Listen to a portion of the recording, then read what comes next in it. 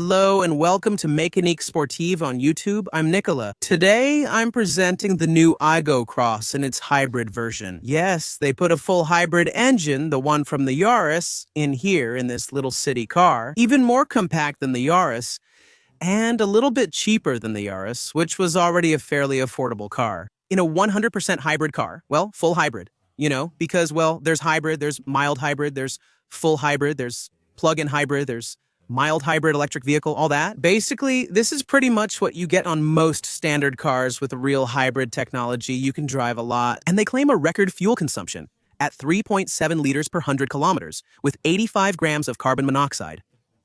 We'll see how it goes. I'll test it in all conditions and share details on all trims and new features. Since you can see that the front has been completely redesigned, you'll see a large screen inside, and today we have a fabric roof. There's a new Gazoo Racing Sport version coming that I'll show you, maybe even test. It will depend on the timing. You can see that we're in Italy with beautiful weather. So actually, just above this layer of low clouds that's making fog, it's really beautiful. Maybe we'll get some sunshine today, but I'm even going to try opening the roof on the highway and so on. We're going to see all the new features of this car, the Aygo Cross. It's only 3 meters 78 long. It's very compact. It's a kind of mini compact SUV. We're going to be able to test this car in the city and see how it performs in terms of size and turning radius. As for the turning radius, it's 4 meters 70, which is pretty interesting for a car that's mainly made for city driving. 1.74 meters wide, 1.52 meters high, 2.43 meter wheelbase. We'll see what it's like when we're inside. Is there enough space for adults in the back? A trunk of 231 liters, so very compact. But like the volume of this car, it's light. It weighs 1,140 kilos with this hybrid engine and all fluids filled. We have a 30-liter gas tank, but the consumption is 3.7 liters. That should be enough to last quite a while. In your opinion, how far can you go on a full tank? Okay, wait, I'll give you some publicity. I mentioned the Gazoo Racing Sport. Some friends from Caradisiac have it with larger rims and a slightly different grille. Anyway, I'll show a few more shots. Look, how convenient is that? They put the version I have today next to the Gazoo Racing Sport version, which will allow me to show you the differences between the Gazoo Racing Sport and this one. So mainly it will be this grille. Look, the G-shaped grille, the Gazoo Racing type, unlike this one, which is a bit more trapezoidal. Here you can see the difference with the fog lights, which are surrounded by this part, making it look sportier. Also, in terms of design, it's not the same compared to this one. Here it's more of an X shape, while this one is more rectangular, almost diamond-shaped. Same driving aids, light strip, and lights. Here we have it in two-tone like this. Unlike a version with the painted hood, the roof, this time in hardtop, unlike the soft top version. And the rims, which look like this. A little bit different, a bit sportier than these ones, which have a more stylish look. Which ones do you prefer, by the way? I'm pretty curious to know. Still the little Aygo X and all. The contrast and the differences as well on this car you can find. On this badge that makes a minor difference. The rear's the same. The yellow looks good. At the back, you also find exactly the same thing. However, differences also exist at the front. The Gazoo Racing Sport here, the Gazoo Racing mats, and also on the steering wheel, it will say Gazoo Racing, and there is no yellow here. Yeah, that's a shame. I would have liked a bit of color, and the seats are also Gazoo Racing with a kind of suede here. What they call Dynamica, it looks a bit like Alcantara, but it's not. It's something different, and seats with a specific fabric. Here are the differences between the Yaris, the Yaris. I suggest the Yaris, since this one didn't use its engine either. But the Aygo Cross Gazoo Racing Sport, also the differences will be there in terms of the suspension and stabilizer bars. They will be firmer, harder, more dynamic. Also, the steering has been reworked to have a difference inside as well. Look there, don't move. I'll take you there. Look, it looks like this. Here, we're in Italy near Florence, so we have some crazy fog. Today, I'm going to take you to discover the other version. Hoping that no one is working on it at the moment, there's just a little colleague. And here's what this version looks like here to show you the inside. This is the standard version with standard suspension, small stabilizer bars, and large links from the standard version. They designed this car to be as light as possible, which is why they showed us the fully stripped interior. And here are the rims and other parts, and you can see through the bodywork. There, on this side, the battery pack was placed in a transverse position like this, instead of a longitudinal one like this. These are the batteries with safety features on top. Here's what it looks like. It's interesting I can show you this. The inside of the body is empty and so on. It's just for the curved side and the reinforcement bars at the back. This is what an Aygo Cross looks like this way. Let's get back to ours, which is quite nice. It'll also be available in new colors. So what they call spicy, there's cinnamon, aventurine green, jasmine gray, and lavender. Plus this mildly sweet side dish, bronze. Rosé, just a little. I think coppery looks nice. What I like is when there's color. And the two-tone, as you can see as well. So here, of course, we have the black roof, since we have the canvas roof with lots of little stars. A sort of X for the Aygo Cross, which is quite interesting. In terms of trim, there will be the Gazoo Racing Sport, which is the new feature on the Aygo Cross. So with a real Gazoo Racing Sport chassis. That means stiffer suspension and larger stabilizer bars. A steering system that was slightly revised to bring more dynamism to this car, which should make it more fun in my opinion. So what you need to know is that the Gazoo Racing Sport, they told us it's 4% of sales. Conversely, that will make up about 40 to 50% of sales. That's why I preferred to get you this kind of finish. Next comes the collection below, followed by the graphic, then the entry-level version. The dynamic, it's running. Because yes, I left it on to have the lights. Hold on, I'll turn it off. And since it's a hybrid, it stayed like that for almost 20 minutes while stopped. The dynamic starts at $22,200, while a fully loaded Gazoo Racing Sport costs $28,100 plus some minor options. Pearl white paint costs €350. Most other colors are €250. Under the hood, you'll find the well-known 1.5-liter 3-cylinder engine from Toyota, especially used in the Yaris. 116 horsepower, 44 more than before, but still huge, 44 horsepower. For perspective, cars then had 44 horsepower. My Saxo had 45 horsepower gas, yeah. 1 liter gasoline, 45 horsepower. That was enough then. Now we add this to reach 116, and you'll see that we have torque. We have power. It's dynamic.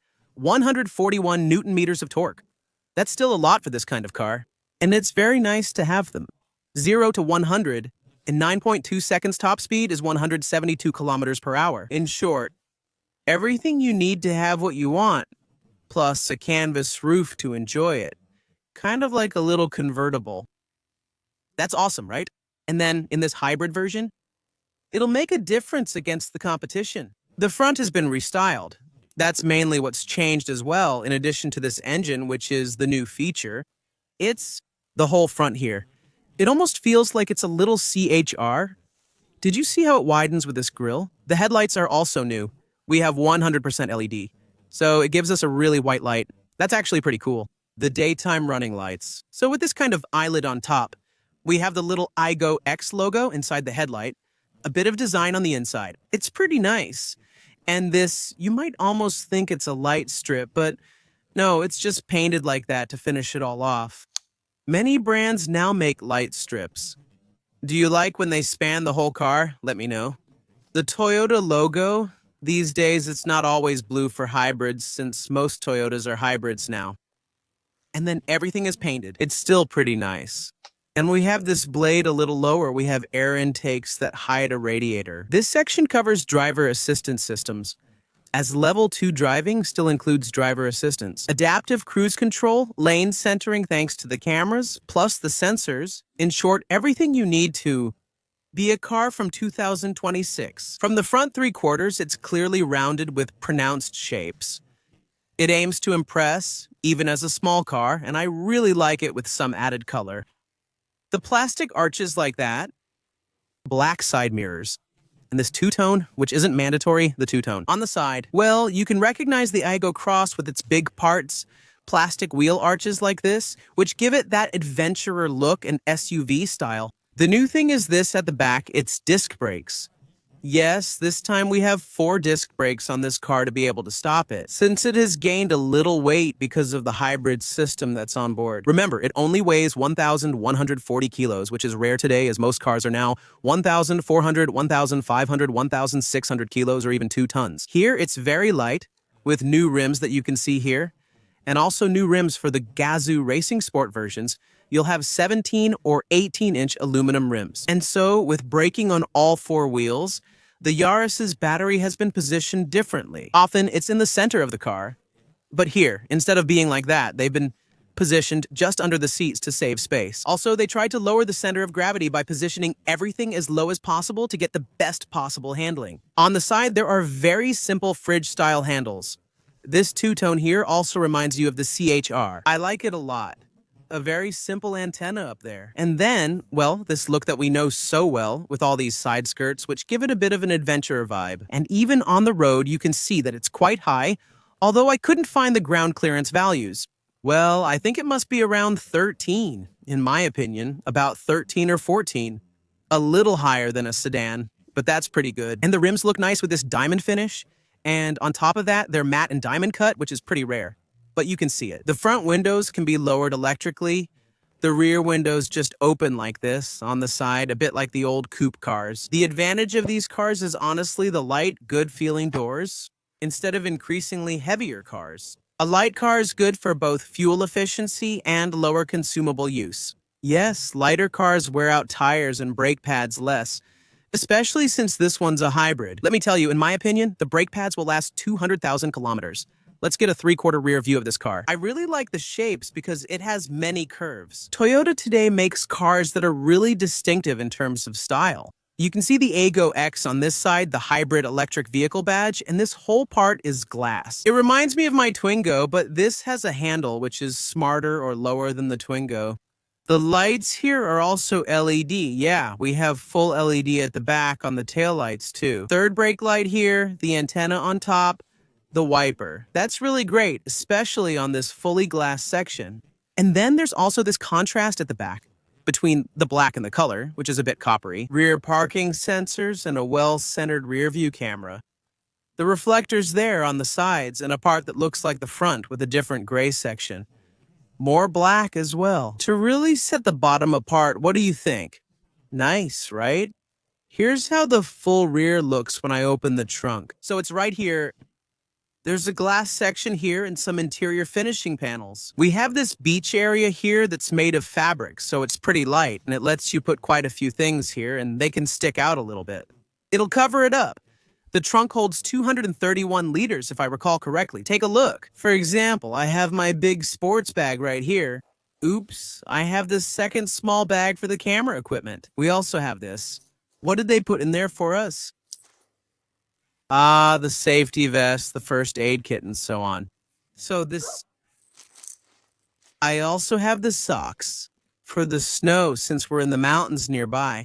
All right, I'll put all this aside. And can we lift this? Underneath. With the JBL sound system, we have the subwoofer, tire repair kit, and towing hook. To check, but I'm not sure we can fit a spare tire in there. The trunk holds 231 liters. Will it fit in 231 liters? Did Nico eat too much or not? Nope, he fits. You could fit me in there. Anyway, it's not really a family car for going on vacation and so on. I don't think strollers or other things would fit in there. Except maybe those really small strollers. You know, the ones that fold up very easily. The rear bench folds 50-50 and there are top tether ISOFIX attachments for 2 baby seats. There are small hooks on the sides for bags. Anyway, here's the back. Just a small detail, there's no handle underneath to open the trunk. You'll absolutely have to grab the glass up there to close it like that. So what about the back seats? Like I was saying, we have a very light door here. Inside, it's painted the same color as the body. They've simplified things as much as possible since there's no opening window. It's just this little latch here that you open this way. There you go. A fully plastic door, which is typical for this car type. On the other hand, Nicholas is 6 feet tall, so it's still tight for me to squeeze in. You have to twist yourself a little. Whoa, whoa. Oh, yes. I feel a little tight. I raise this headrest, I close the door. So Nicholas, 1 meter 80. A Nicholas who's 1 meter 80 isn't comfortable. Well, he can't. Nicholas, he can't sit with his head straight, you know? The knees, well, honestly, it's fine. It's not too uncomfortable to have your knees in fabric like this where it's very flexible. The bench seat is actually pretty good. It's long enough to provide good support for your legs. The backrest is fine, but Nicholas, you shouldn't be 6 feet tall. I think is 5'5", okay? Maybe 70 inches. But yeah, there's a little bit of headroom missing, so I'd have to be like this. Oh, that's good. Not bad at all. And so in the back, there are 2 seats, right? There are only 2 seat belts, here and on the sides. The middle seat is completely blocked here. So there's also a part that's blocked off with a kind of small storage compartment. If carrying people, kids must go in the back. And so, just like that, as I like to do for you now, it's time for the car tour. In a real life. So here's what it looks like when you move with me, directly from my point of view.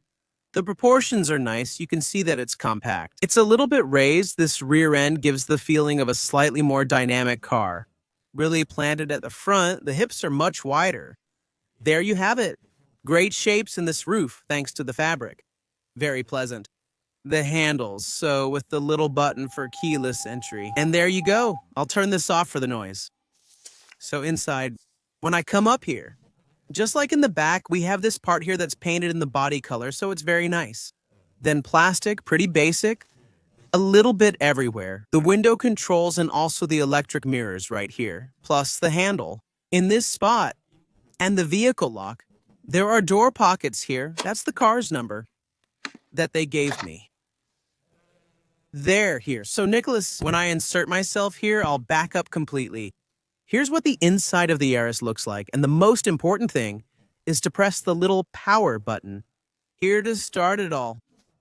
Little Toyota that appears here. So don't move, we're going to start it for real. So here, we have a screen here, a gigantic screen here. You see, it almost looks like a mini computer or a big tablet, so the global positioning system and so on. We'll come back to that in a moment, as usual. First, I'll talk to you about the steering wheel, the nice round steering wheel, as we know from Toyota. It's the same as the Yaris. What I like is the small touch of color that reminds us of what we have and adds a nice bit of color. I'd really like to have it in yellow, especially with the yellow car. That would be really nice. There are Gazoo racing versions with the little Gazoo racing badge here. The horn. Here. Driving aids are on the right. Activate limiter or cruise control modes here. Then we tell it, go at this speed, faster, slower. Then this is to select. This controls lane centering, letting you choose if you want to stay in the middle of the lane. Then here, you can cancel, which is the same function as when you press the brake pedal. On this side, we have the music. Lower or raise volume, plus a voice command, though it's not very useful. These are the buttons to navigate through the menus that we'll see right here, with the settings, car information, radio, driving aids, and consumption here. For example, you can see, for now, 4.3 liters here on this screen. This screen, by the way, look, here it's 7 inches this time diagonally like this. We have the time here, the remaining range of the car. On this side, it's more digital. Here, it's really just LEDs displayed behind. In transparency, like old, more traditional indicators, but we have this screen right in the center. In liquid crystal display, the electric vehicle mode appears here when driving in electric mode. And on this side, we have the engine temperature, and here we have the outside temperature. I'm in parking mode now. If I switch to reverse or another mode, you'll see it in the center. The speed we're driving, the mode, like here I'm in eco mode, and this information. You can see from the car's mileage, they're all brand new, with barely 500 kilometers. And then there's the simplicity you find on this side. Here, there are cameras that monitor you to see if you're watching the road or not. You can disable all that. Otherwise, it beeps if you're not watching the road. We have an air vent on this side, an air vent on the other side, but there isn't one in the center. There's one right here. The JBL with the sound system you can see there, which is pretty good for the sound. We have another one right here, over there speaker. We also have them in the lower part of the doors. The doors look the same on each side. This big bubble here in the center, well, I like it. It kind of looks like a spaceship, a bit like something out of a comic book. The air conditioning is here. Plus, with an auto mode, you can see I clicked on the auto mode. I can turn it off here or set auto to stronger or weaker. Then, all the climate control settings. I even have dual here because we have dual zone in this kind of car. That, however, is very rare in small cars like this. 2 USB-C ports, one for connection, one for charging. Here you can see we have the cigarette lighter, and on each side, well, we're going to warm ourselves up by heating our behinds. Thanks to the heated seat, we have the wireless charging part with some small patterns here that are quite nice, and the little X's that remind you of the Aygo Cross. The automatic gearbox comes with a single engine option, 116 horsepower, a 1.5 liter, so parking, reverse, which activates the rear view camera for me, which looks like this and is very, very big. Even with visibility issues, you can see clearly due to the size. It's neutral, so you can move the car if needed. Drive in B mode, the brake mode, which will be especially useful in the mountains with Toyota. Otherwise, use D mode most of the time. B mode will mainly be used for engine braking, especially when the battery is full, so you can create engine braking using the combustion engine. Next, we find the drive modes here. We can select them. Disable the electronic stability program and force the car to run in electric mode if you want. The hold button allows me not to have to brake when I'm stopped. That's honestly great. And the parking brake here, so the old handbrake, which you activate or deactivate this way. When I switch to park here, it automatically activates the handbrake. There are 2 cup holders here. This is what the Aygo Cross key looks like. Simple, right? And there you go. No armrest, unfortunately. And then these little parts here, you can see we have small storage spaces for the people in the back.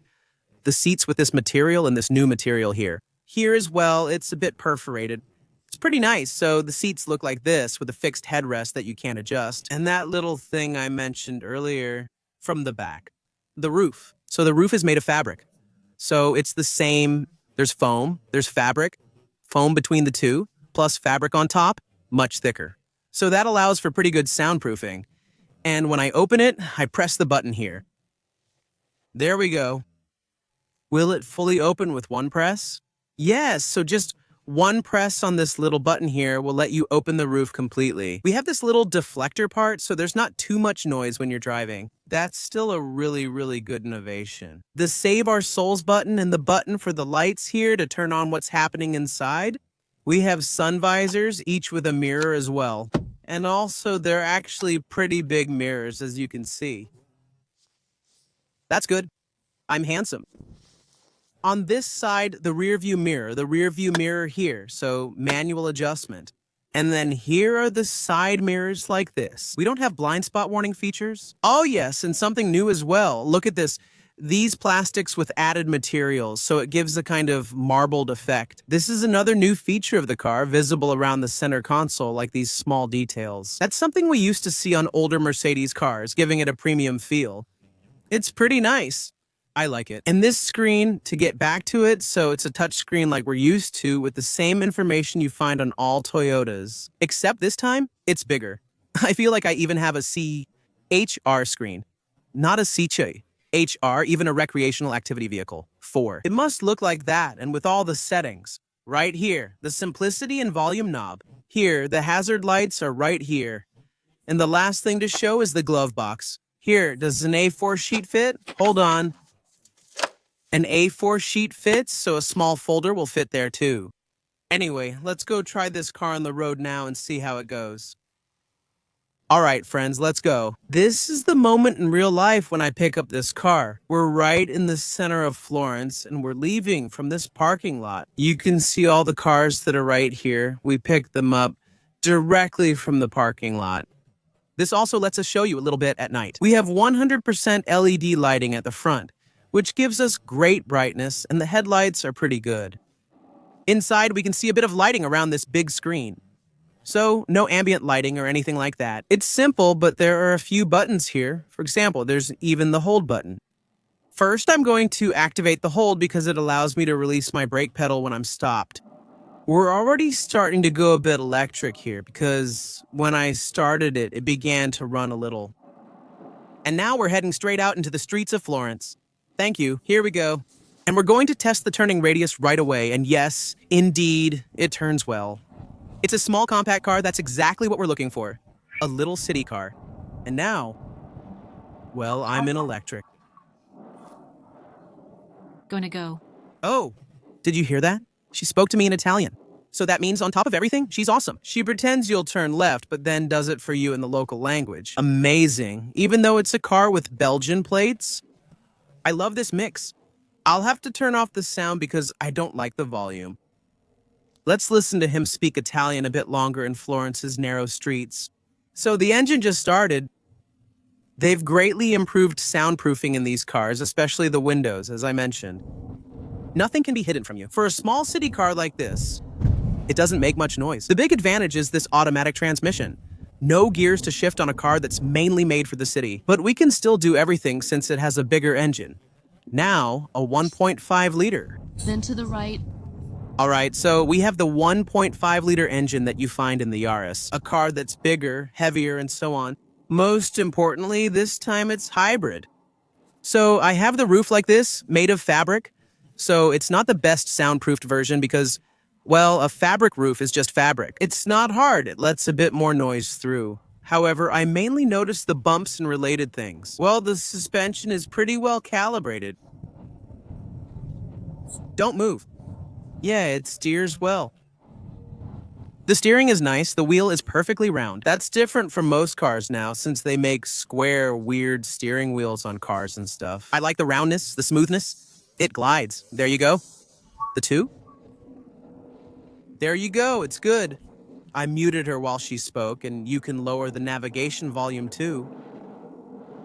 When the engine starts, you might not notice.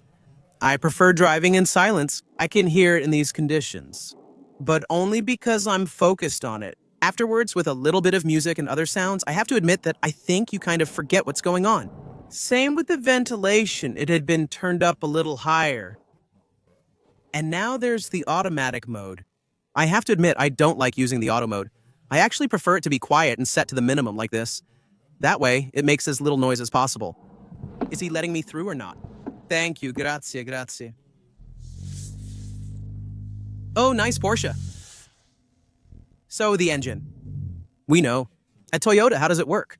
So it's always those continuously variable transmission gearboxes. So it's a large variator, which allows it to shift through different kinds of gears.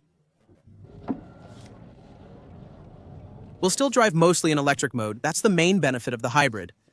For example, right now, I'm back in electric mode. It will start up from time to time. They claim 3.7 liters per 100 kilometers, so I have to admit that. Personally, I like to check the fuel consumption. I can't wait to share this car's fuel consumption figures. I have to say, having the automatic, especially the gearbox, is a real advantage. It's starting to get really nice. However, the price increases significantly compared to the original Aygo. For the top-of-the-line versions, it'll be 28,000 euros for a Gazoo Racing Sport version. And it starts at 22,200 euros, if I'm not mistaken, for the entry-level models.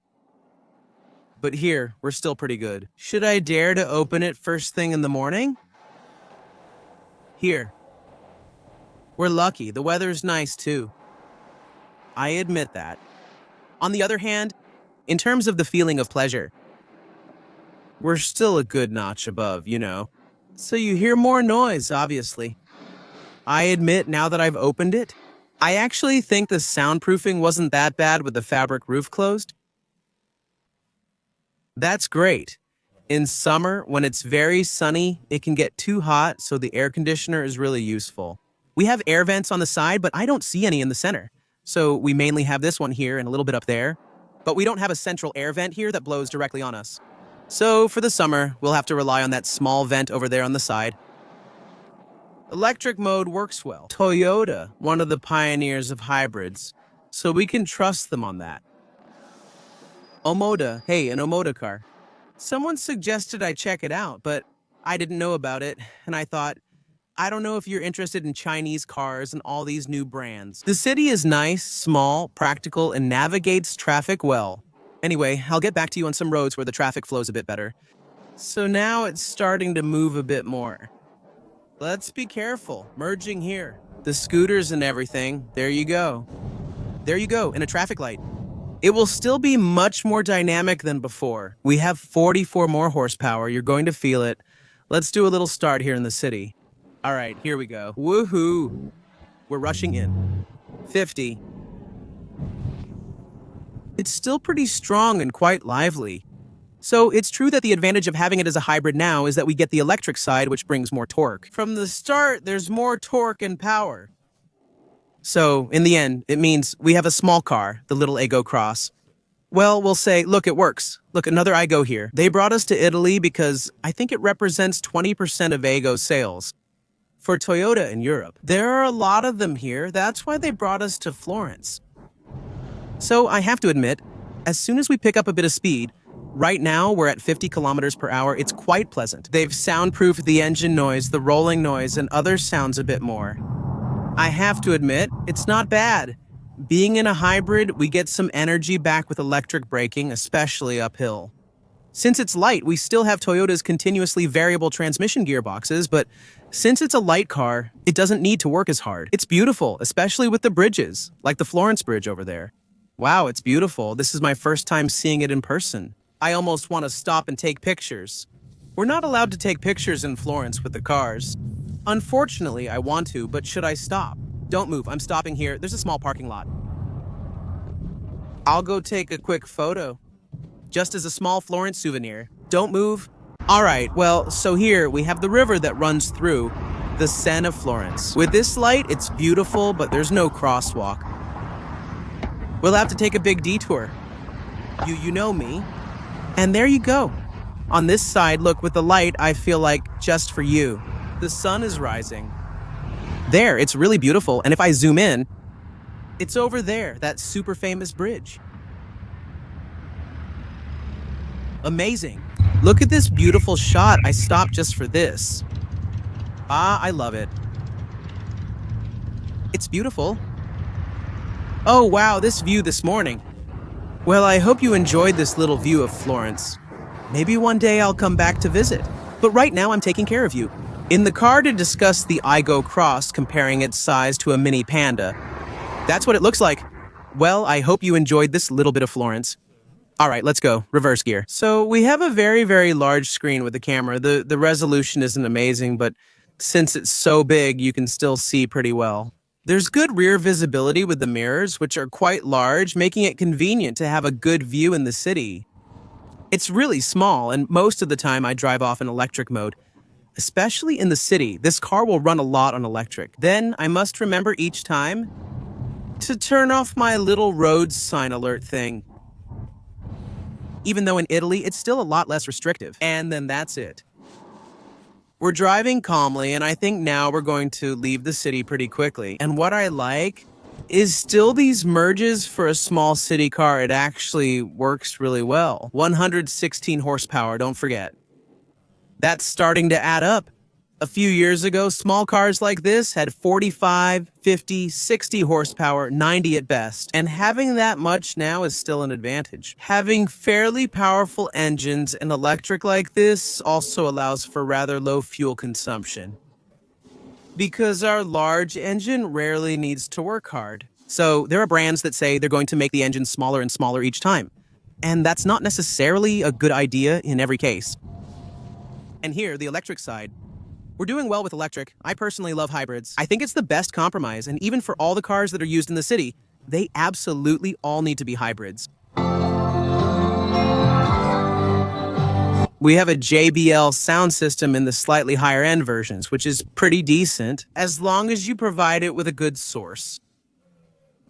For example, frequency modulation radio here, right in the city center, isn't great, but now, with DAB radio and others, well, it clearly makes a difference and brings much more enjoyable audio content. With more bass, since we have a big subwoofer with a 22-centimeter bass speaker, so it clearly makes a difference, and it also brings really clean sound to a small city car. At 50 km/h, I'm still in electric mode, and honestly, it's very pleasant. The rolling noise is really well contained. There's no wind noise, no air noise. At 50 kilometers per hour, it's still fine because you can't hear anything on the roof. I'm intentionally driving over manhole covers for the suspension. In the end, it's well calibrated. There are the Gazoo racing sport trims that make the car stiffer, so with a firmer suspension and stiffer stabilizer bars to give you more precise steering and more exactly of liveliness or responsiveness. I think the Gazoo Racing Sport version, if you live in the mountains or on roads with a lot of twists and turns, all that, it could be interesting. Otherwise, just get the standard version. All right, we're leaving the city. Re-acceleration. Honestly, it works. Plenty for a small car like this. We'll test 0 to 100 soon on a clear, empty road. Right now, I'm at 80. Speed back home, often on small country roads.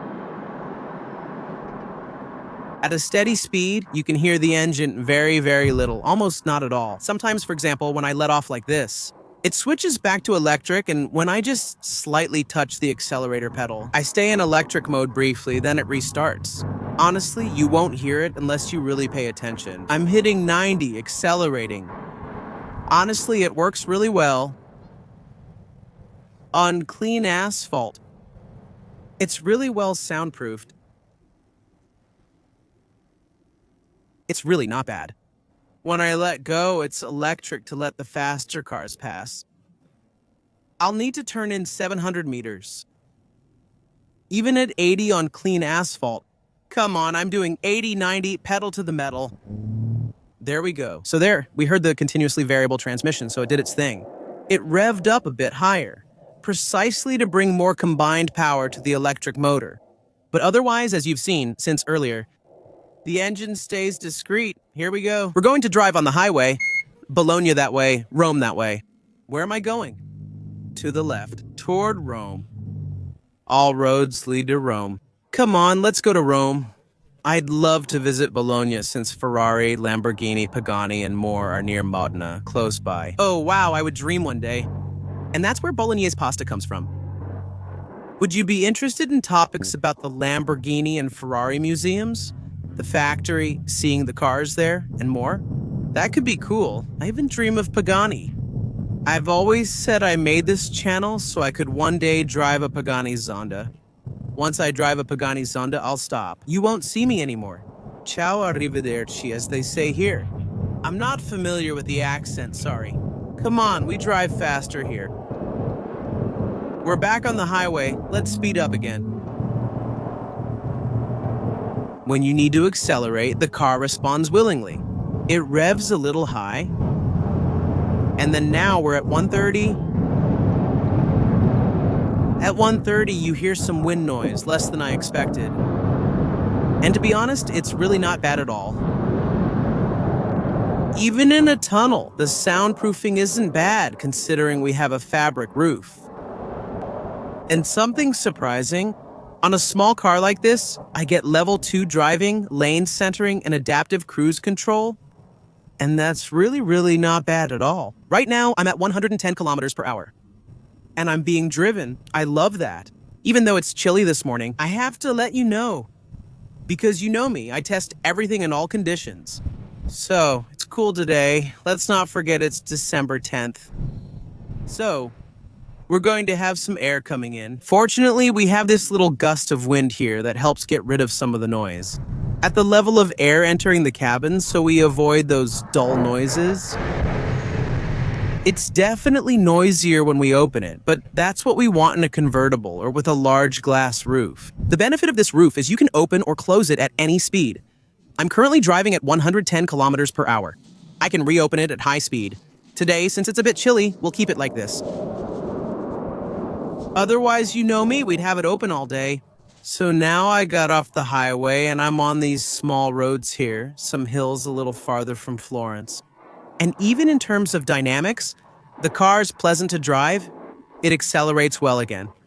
So you can feel that when you do this, it's a little bit soft, but when it leans into a turn, it doesn't roll that much. It's not a sports car, let's be honest.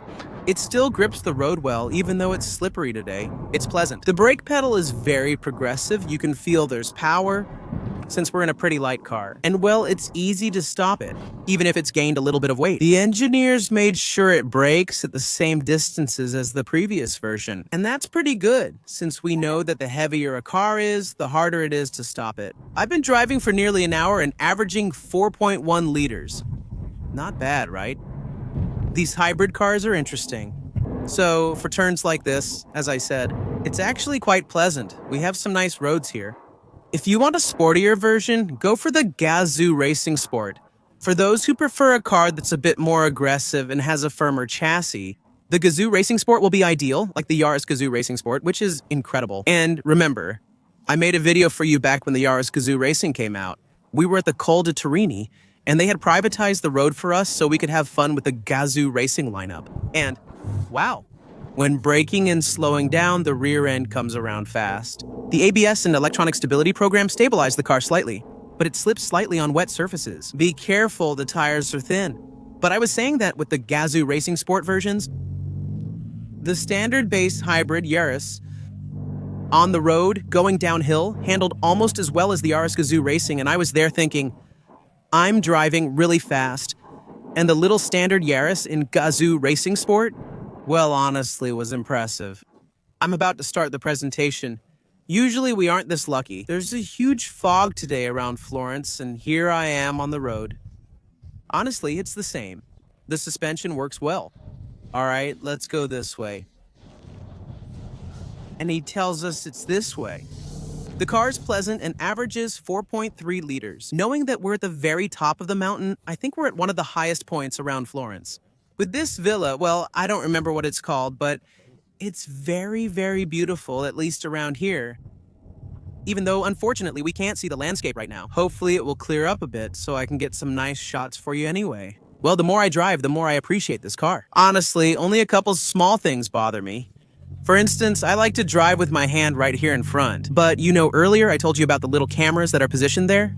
Well, often it beeps. It tells me, hey, I can't see your face, so I don't know if you're falling asleep or not. Those are the kinds of little assist features that bother me from time to time, like the overspeed alert that we turn off right from the start, because otherwise it goes off pretty often. Even here in Italy, I think it's fine since there aren't many 30 zones. It goes either from 70 to 50, and that's it. So it's pretty convenient. I also noticed there are few speed bumps here, which is very pleasant. On the other hand, there are a lot of speed cameras in all the small villages with 50 signs, so you still have to be pretty careful. We're almost at 100 kilometers with this car. I'm at 95.9 for now, and I have an average. So, knowing that I left the car stopped to do the presentation, then restarted it, it raised the consumption a little bit, but right now, I'm still at 4.1 liters, which is really good. Driving dynamically on some nice roads without being gentle on the car. Did some accelerations, ran tests, and shot another video today for a different format. There you go, without taking it easy, heater on and all. 4.1 liters per 100 kilometers for now, that's still very good, knowing that we did some highway driving and so on. It's very rare, 4.1 liters. Nowadays, anyway, the point is, I'll give you a summary now when I go return this car, and then I'll have to go back and edit the video for you, all that. 99.9. Exactly 100 kilometers. Let's check the fuel consumption carefully. 4 liters per 100 kilometers. I've covered over 100 kilometers since this morning on Italian roads, including highways, national, local construction zones, and small mountain roads. Basically, all speed types. Here, for example, I'm on roads with a 70 kilometer per hour limit, passing through villages and so on. It's really interesting. 4 liters per 100 kilometers. Close to Toyota's announced 3.7 liters. And I think that if we hadn't taken the highway, well, we obviously would have managed 3.7 liters. Without trying too hard, in my opinion. I believe this car will set fuel consumption records on rural back roads. Honestly, I feel like taking it again for a week just to say, hey, I'll only drive it in the city and around the Paris region with small national and departmental roads and so on. In my opinion, you can get it very low without much effort. I'm currently on a very winding road sign. It's been getting worse here for a while. The battery charges slowly, so the engine hasn't started yet to provide engine braking. Where, in these conditions, as I was saying, I can use the B mode, which will start the combustion engine to provide engine braking as well. Not regeneration this time, but engine braking with the combustion engine. So every time I let go, the variator will close slightly to provide engine braking without causing much noise. But the best thing is to stay in D mode to try to use first all the possible battery recharging. But even under these conditions, I find the car's good. The seats provide really decent support. They might be a bit firm. But then again, I've already been sitting in it for a few hours now. It's good, I have room for my shoulders. The brake pedal, like I said, is very progressive. It's nice, the steering is good, you can take the car wherever you want, and that's also thanks to the lightness and the maneuverability. Similarly, if I brake a bit harder, it stops well. Light car, all the advantages. Now, after driving for a while, the average drops back to 4 liters per 100. Well, in the end, just as we're leaving, the weather starts to get nice, a little bit of sunshine at least. There you go. That'll be for us at the end. And it'll allow me to give you a debrief on the consumption as soon as I get to my destination. Right now, the scenery near Florence is amazing. To finish, I'm still stretching at 1/10 since I had slowed down, so hang on. 3.8 liters, but I reduced it to 3.7, which is really good. That's what the brand claims. But now, since I'm getting back on the highway and it's smoother here, obviously the consumption will go up a bit, but I'll try to drive at 110. Let's see how it goes. There we go. Look, hold on. We're accelerating again to overtake. And it's actually pretty good. We've got enough power here in the tunnels. It's going to be 100. Let's debrief when we arrive. Guys, I'm going to test a 0 to 100 for you, since we're on the highway. All right, don't move. All right, there. Here we go. Let's go. It's working well. Does it get much faster? There you go, 100 kilometers per hour. That's more than enough. Well, that's more than enough, and it goes really well with its 116 horsepower. All right, the debrief, consumption, 3.7 liters, so I'll return this car, and I realized 168.8 kilometers, which isn't bad given I drove through small towns, parked for a while, kept the air conditioner on, and more. 3.7 liters, that's very impressive. I didn't expect to use so little, even driving at 90 to 110 near the end. I expected consumption to rise again, but it didn't. It only lowered it. After 168 kilometers, 435 kilometers of range remain. That's what the gauge shows me. 3.7 liters is actually very good. I'd really like to test just how many kilometers we can do in total if we really play the eco-driving game. That's not bad. Anyway, quick debrief. All right, so what do we think about this Aygo Cross? Remember, we tried the Aygo Cross last time, so that was already a few years ago. I think it was around Lion, and there wasn't this hybrid engine at all.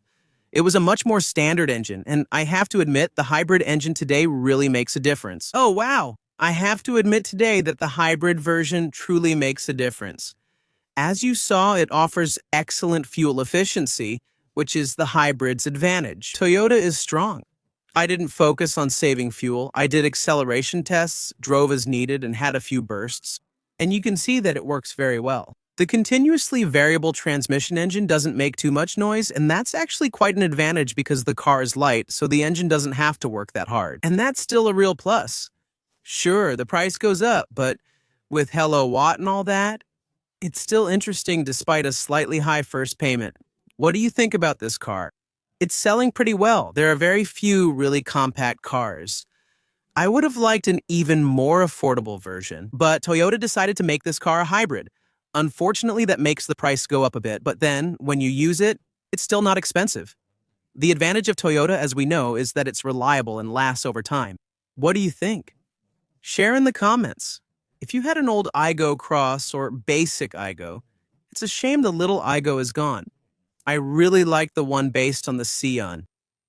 Yeah, that was nice. I really like it when it's really small. I always drive small cars for everyday use. Because, honestly, when you're alone, you don't need to get around in a huge SUV. Ecology is also about getting around in a small car like that. See you soon. Bye.